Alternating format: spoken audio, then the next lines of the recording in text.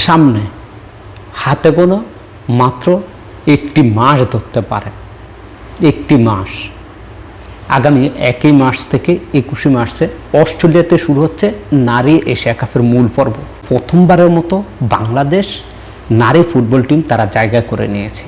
যদি এই টুর্নামেন্টে বাংলাদেশ শিরোপা না আনতে পারে, দুঃখ নাই।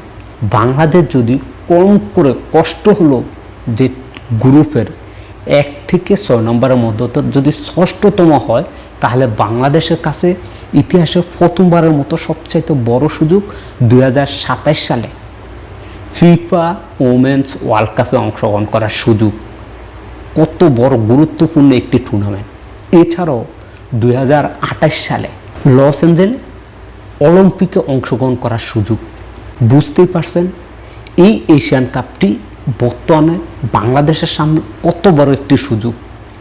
এই সময়টা বাংলাদেশের প্রধান কোচ বর্তমানে যিনি আছেন পিটার বাটলার, তার এবং কোচিং স্টাফ যারা আছে, বাফুফুর এখন উচিত ঋতুপর্ণা আফিফাদেরকে এই মুহূর্তে খেলার বিশেষ সুযোগ করা, তাদেরকে নতুন নতুন ক্যাম্পে করানো, পিটার বাটলার দিয়ে তাদেরকে কোচিং স্টাফ সবাই এখন একসাথে টিমটাকে গোছানো, টিমটাকে কিভাবে আরও উন্নত করা যায় সেই চিন্তা ভাবনা করা। সেগুলো বাদ দিয়ে বাফুফে একটি বোকার পরিচয় দিয়েছে। সাফ অনূর্ধ্ব-19 দলের 4 জাতীয় একটি টুর্নামেন্ট, সেটা হচ্ছে অনূর্ধ্ব-19 দলের। সেই টুর্নামেন্টের প্রধান কোচ হিসাবে স্কোয়াড ঘোষণা করা হয়েছে। সেখানে এই যে 31 জানুয়ারি থেকে 7 ফেব্রুয়ারি পর্যন্ত এই টুর্নামেন্ট হবে, যেখানে বাংলাদেশ 31 তারিখে একটি ম্যাচ আছে, 2 তারিখে একটি ম্যাচ আছে, 4 তারিখে একটি ম্যাচ আছে এবং 7 ফেব্রুয়ারি ফাইনাল। কাদের সাথে খেলবে? বাংলাদেশ, ভুটান, এদের সাথে ম্যাচগুলো খেলবে।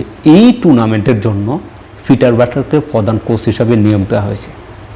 তাহলে এই সময়টা আমাদের নারী ফুটবলাররা যারা এশিয়ান কাপের মূল পর্বের টিকিট কাটছে, সেই এশিয়ান কাপের যে চিন্তা ভাবনা সেটা তাদের মাথায় নেই। এই সময়টায় বাফুফের কি উচিত ছিল পিটার বাটলারকে অনূর্ধ্ব-19 দলের হেড কোচ করানো?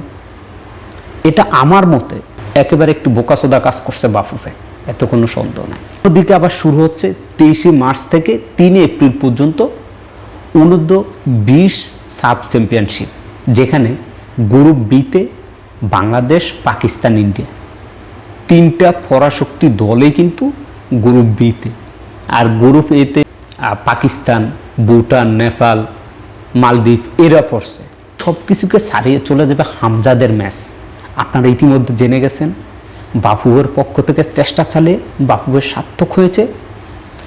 সিঙ্গাপুরের ম্যাচের আগেই বাংলাদেশ বনাম ভিয়েতনামের একটি ম্যাচ আয়োজন করা হচ্ছে, ফ্রেন্ডলি ম্যাচ, যেখানে ভিয়েতনামের ফিফা র্যাঙ্কিংয়ে 108তম দল এবং ফিফা র্যাঙ্কিংয়ের 180তম দল হচ্ছে বাংলাদেশ।